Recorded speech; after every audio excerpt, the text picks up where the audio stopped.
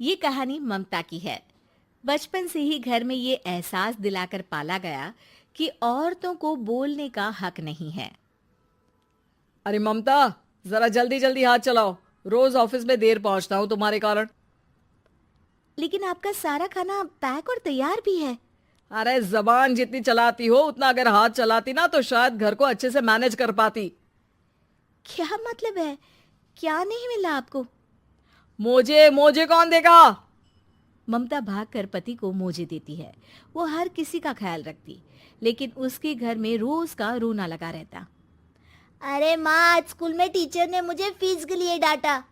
माँ, मुझे अच्छा नहीं लगता कि स्कूल में फीस के पैसों के लिए मुझे कोई भी बात सुनाए। अरे पर बेटा, ये तो पापा करते हैं ना, सारा ऑनलाइन। मुझे तो इसकी जानकारी भी नहीं है। हाँ हाँ, बना लो बच्चों के सामने मुझे बुरा। अरे करता तो मैं ही हूँ, माना, लेकिन मुझे कोई सपना थोड़ी ना आएगा कि बच्चों की फीस जमा करनी है। अरे बताओगी तो तुम ही ना। ममता की अब ये आदत में शुमार हो चुका था। वो हमेशा हर बात के लिए खुद को ही दोषी मानती।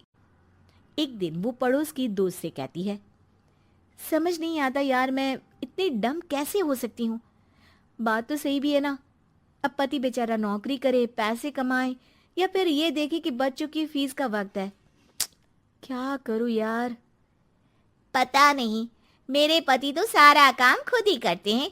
वो तो कहते हैं कि तुम थक जाती होगी, सारा दिन घर बाहर बच्चे। तो अच्छा, ऐसे भी पति होते हैं क्या?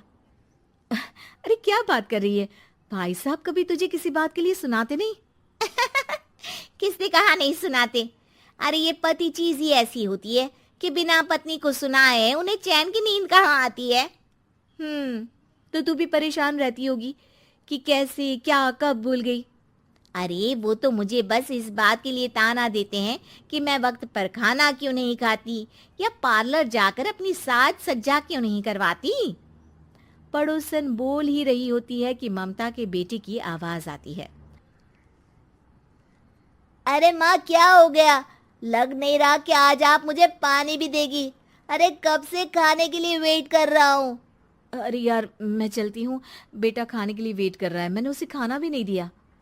अरे 12वीं में पहुंच चुका है तुम्हारा बेटा, उसे बोलो खुद पानी लिया करे। मैंने तो अपने बच्चों को काम करना सिखाया है। अरे यार, खुद की भी तो कोई लाइफ है। माना जब नहीं कर सकते थे तो किया, लेकिन अब इतने बड़े बच्चों की हर बात मानेंगे तो मुश्किल तो अपने को ही होगी। ममता को पड़ोसन की बात में दम तो लगता है, लेकिन करे क्या, आदत भी तो खुद ही ने डाली थी। ममता घर जाती है कि तभी बेटी आ जाती है। माँ, परसों मुझे एक शादी में जाना है। तेरी वो जो लाल वाली साड़ी है ना, उसे दे देना। मैं आज जाकर टेलर को दे दूंगी, वो उस साड़ी से सूट बना देगा। अरे नहीं नहीं तारा, वो मेरी माँ ने मुझे दी थी और उस साड़ी से मेरी काफ़ी भावनाएं जुड़ी हैं। तुमको ना मैं दूसरी साड़ी दे दूंगी। ओके, कोई बात नहीं, लेकिन आज दे ही देना पक्का। तारा माँ की साड़ी से सूट बनवाकर पार्टी में जाती है, लेकिन जब वो पार्टी से लौटती है, क्या है, मैं तो समझ ही नहीं पा रही हूँ। अरे जब वो साड़ी मांगी थी तो ये छल्ली सी साड़ी क्यों दे दी? मैं ही पागल थी जो इस साड़ी का सूट बनवा लिया मैंने। माँ, जानती भी हो कि कॉलेज में मेरी कितनी हंसी उड़ी। तभी वहां ममता का पति सुनील आ जाता है। अरे गवार औरत, जब बेटी साड़ी मांग रही थी तो दे देती ना। अरे पापा, इनके तो इमोशंस जुड़े थे उस साड़ी से। ममता इतने सब के बाद भी कुछ नहीं बोलती। मेरी बेटी की बेइज्जती हो गई, मैं बिल्कुल बर्दाश्त नहीं कर सकता ये। मैं नहीं चाहता कि मेरी बेटी से कोई भी ज्यादा सुंदर लगे पूरे कॉलेज में।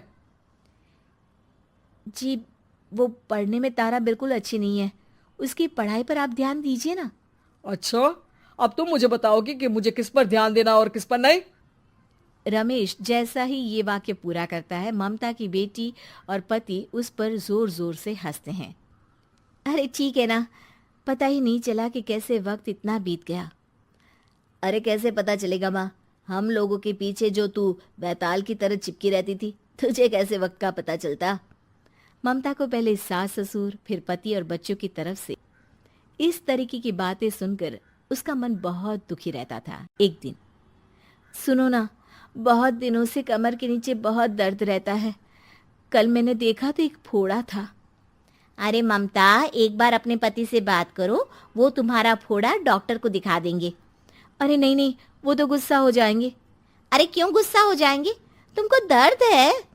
हाँ, लेकिन वो यही बोलेंगे कि ऑफिस जाऊं या फिर तुम्हें लेकर डॉक्टर के पास। तो बेटे से ही बात कर ले। अरे वो तो मैं कर लूं, लेकिन फोड़ा है ऐसी जगह कि उसे बताते मुझे शर्म आएगी। लेकिन कुछ ना कुछ तो करना जरूरी है ना। ऐसे कब तक फोड़े के दर्द से तड़पती रहेगी?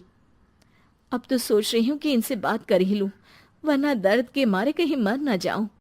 लेकिन शाम को, ममता, क्या किया तुमने आज? खाने के डिब्बे में कैसा खाना दिया था? दाल खराब हो गई थी। कब की थी? दाल तो मैंने सुबह ही बनाई थी, खराब कैसे हो गई? अच्छा सुनिए ना, मुझे कहना है कि अरे गरम दाल बंद करोगी तो ऐसा ही होगा ना। बेइज्जती हो गई सबके सामने मेरी। ऑफिस वालों ने ऐसा मजाक उड़ाया कि क्या बोलूं। कल से ठीक से खाना देना है तो देना, वरना खाना देना बंद कर देना। बाहर खा लूंगा मैं। ममता, जो पति से अपनी परेशानी बताने वाली थी, वो अब ये सोचने लगती है कि कल से पति को खाने में क्या दे। अगले दिन ममता थकी थकी सी हालत में, आप लोगों के लिए नाश्ता बना दिया है, खाना बनाने की हिम्मत नहीं है आज तो। रात भर सोकर थक गई है ना, इसीलिए तो खाना नहीं बना सकती। हिम्मत नहीं हो रही है, मैं बस सोने जा रही हूँ। बस मैडम को सोने का बोल दो, फिर देखो कैसे सोती रहती है। माँ, फिर वही पराठा सब्जी। अरे हमारे साथ के दोस्त एक से बढ़कर एक नाश्ता खाना लेकर आते हैं, आप तो बस। सभी घर से निकल जाते हैं, लेकिन जब शाम को बेटा घर आता है तो घर में अंधेरा रहता है। बेटा लाइट चलाता है। क्या माँ, तुम्हारा भी जवाब नहीं है बिजली का बिल बचाने के लिए? वो बोल ही रहा होता है कि सामने माँ जमीन पर लेटी मिलती है। वो उसके पास जाता है। अरे माँ, क्या हो गया माँ? तभी वहां पड़ोसन आती है। अरे बेटा, तुम्हारी माँ के पैर के पास एक फोड़ा है, जिसके कारण ये लगातार कमजोर होती जा रही थी। मैंने उसे पहले ही कहा था कि घर में बता दो, लेकिन तुम्हारी माँ किसी को तंग करना नहीं चाहती थी। तभी वहां डॉक्टर आ जाता है। अरे इनके ऑर्गन में दिक्कत है, कोई बात है जो इनके मन में खटक रही है। अरे नहीं नहीं, इसके मन में कोई बात नहीं है, कोई काम है नहीं ना इसके पास, सारा दिन बस घर में ही रहती है। देखिए, मैं तो ये नहीं जानता, लेकिन हाँ, इनके मन में हमेशा कोई बात रह जाती होगी, इसीलिए उनकी ये हालत है। अगर आप समय से नहीं ले आते तो हो सकता था कि। अरे नहीं नहीं डॉक्टर साहब, हम पूरी कोशिश करेंगे कि वो ठीक हो जाए। हम लोगों ने अपनी ही परेशानी माँ के सामने रखी, लेकिन किसी ने माँ की दिक्कत को जानने की कोशिश तक नहीं की। हाँ, मैंने भी ममता को हमेशा घरेलू जरूरत से ज्यादा काम का नहीं सोचा था। ममता को होश आता है और वो खुद को अपने बेडरूम में देखती है। वो उठने की कोशिश करती है कि माँ, अब आप नहीं उठेंगी, हम लोग है ना, हम लोग आपको पूरी तरह से खुश रखने की कोशिश करेंगे।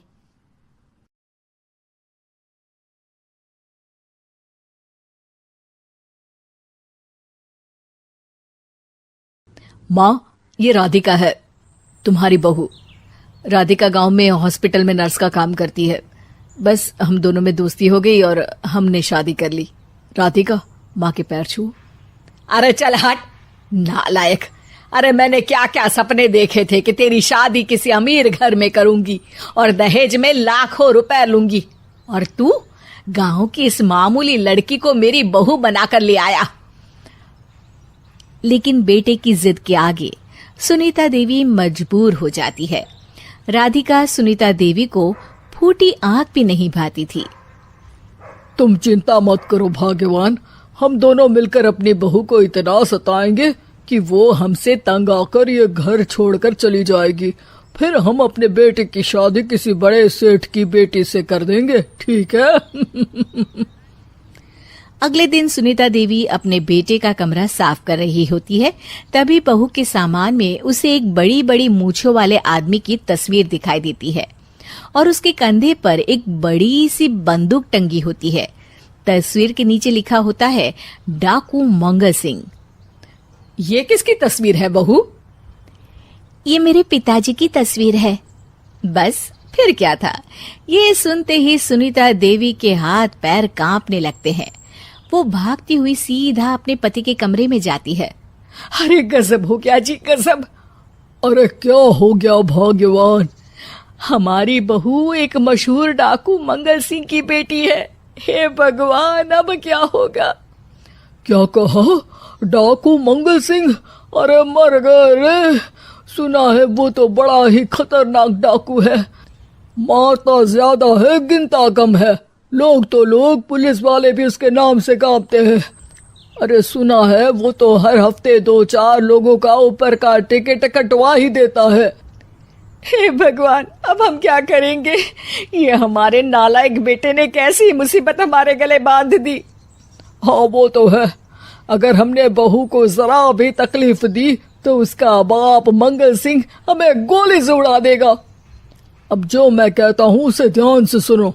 तुम बहू से बिल्कुल घर के काम मत करवाना, और ध्यान रहे उसे किसी प्रकार की तकलीफ नहीं होनी चाहिए, समझ गई ना? और ऐसा ही होता है। अगले दिन सुनीता देवी रसोई में खाना बना रही होती है कि तभी, ये क्या माँ जी, मेरे रहते आप खाना बना रही हैं? चलिए हटिए, मैं खाना बना देती हूँ। अरे नहीं नहीं बहू, तू यहाँ क्यों आ गई? जा, तू अपने कमरे में जाकर आराम कर, मैं खाना बना लूंगी।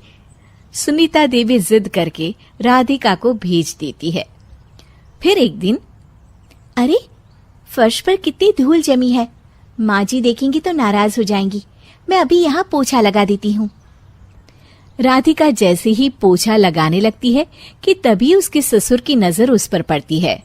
बंसीलाल भागता हुआ वहां आता है। अरे नहीं नहीं बहू, तुम ये क्या गजब कर रही हो। बहू तो बेटी समान होती है, और हम ना अपनी बेटियों से काम नहीं करवाते। तुम आराम से बैठकर यूट्यूब पर किड लॉजिक चैनल की सास बहू की कहानियां देखो। वो लोग ना बहुत अच्छी अच्छी कहानियां बनाते हैं। सच? आप देखते हैं? अरे मैं तो रोज देखता हूँ। शहर की बहू तो मेरी फेवरेट कहानी है। हाँ, ये कहकर बंसीलाल पोछा लगाने लगता है। इस तरह राधिका के सास ससुर सारा दिन उसकी खुशामद में लगे रहते हैं और उसे किसी महारानी की तरह रखते थे। कैसा लगा बहू? पिज्जा टेस्टी तो है ना? अच्छा, मीठे में क्या खाओगी बोलो तो? माँ जी, मुझे तो काजू कतली बहुत पसंद है, और उसके बाद 1 गिलास लस्सी मिल जाए तो मजा आ जाएगा।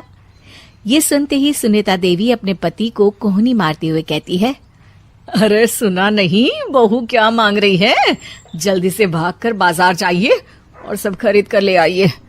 हाँ हाँ भाग्यवान, अभी जाता हूँ। राधिका की तो 5 उंगलियां घी में थी। वो तो अपने ससुराल में मजे कर रही थी।